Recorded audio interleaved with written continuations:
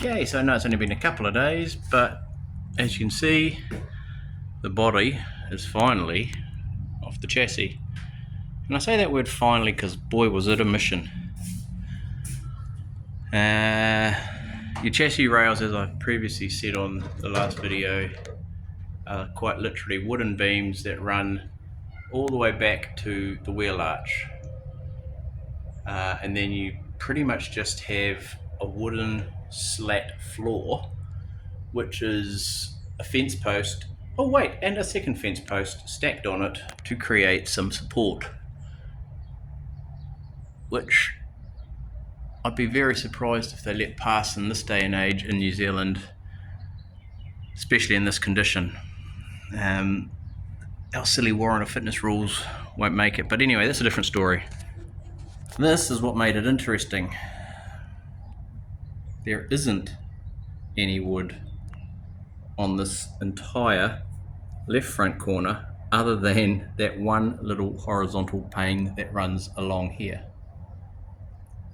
Everything was rotted out, which I suspect is from that there, running down the inside of this guard and sitting into here, because there is secondary rusting coming through here and there, which would then go straight into the wood or lack thereof now. So yeah, I'm going to have to do something with the lower section of this. What I'm leaning towards is probably, sorry, I'm just working my way under the hoist, probably trying to do what the Essex had actually, and make like a steel base plate that runs front up here to back here with an L on it, and then a horizontal, and then sit the wood down into a section. So if you don't know what I'm talking about, go and have a look at one of my Essex videos. I did the floor on that before I ended up putting it all on hold. But yeah, the reason it became a mission is because, of course, without any of that wood, so we'll go to the underside, here's that wooden beam that runs back towards the left rear arch, and as you come forward, yeah, and as you keep going forward, it just disappears and disappears and disappears until you can see right through to the front. And so as I'll try and do this one-handed, the entire floor, and that's with a little bit of stress. And I thought this would be the strongest point of the car. So I went to lift by here and all of this literally just fell away. So I ended up lifting on this very front corner over here. At least this is all, two bits of metal, and there was still that one bit of wood on the inside, and it managed to lift the body up and get it off, and now I've just got it sitting on this wooden rafter. But yeah, the bottom of that guard's going to have to be remade anyway. Speaking of remaking guards, I might as well show you the panels. So here's the two running boards. So that's your, that'll be your your left running board, and that's the front down there. It's all fine until you come back where it's sat underneath the body, and as you can see, you're missing a good 6 inches of that. But that's just a straight piece of metal, and it's same on that left one as well. What's that going to be? That's the left front guard. As you can see, the lower section here, which should be horizontal, which sat on that bit there, is also missing, so that's totally gone. But the inside part, the vertical part of the guard, which is through that seam, is only just kicking in. But that'll be repairable, in the back of the guard where it meets the running board. And then the same on the other side. This one wasn't actually as bad on the back end. However, yeah, the edge where it meets and bends out and runs on the running board and down onto the chassis is totally gone on that guard. Then we have the two roof panels, which I think I showed in another video.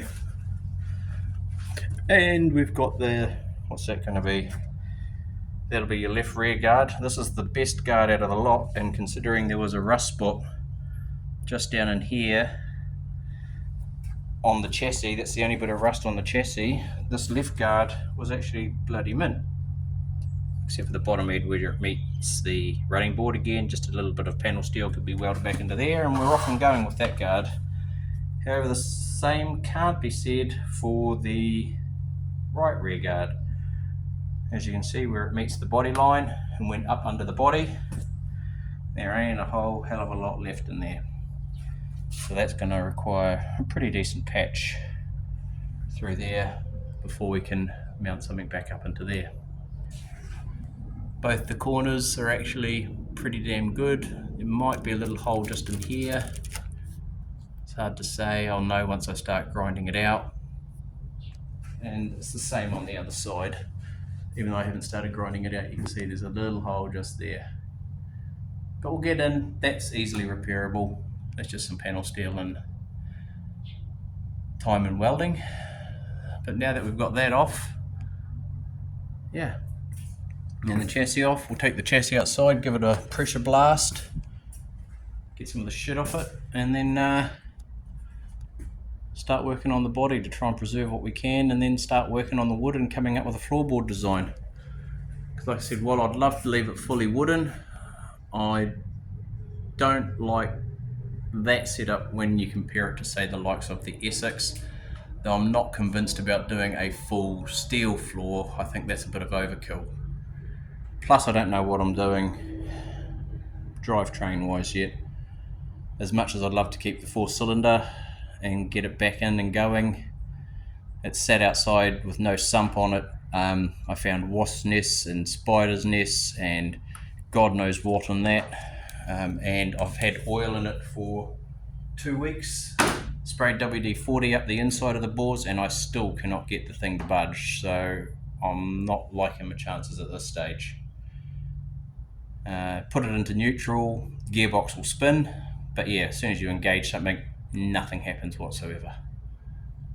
And I still have the Essex 6-cylinder sitting over here as well, and the rest of that is out in the shed out the back. So who knows what we're going to do.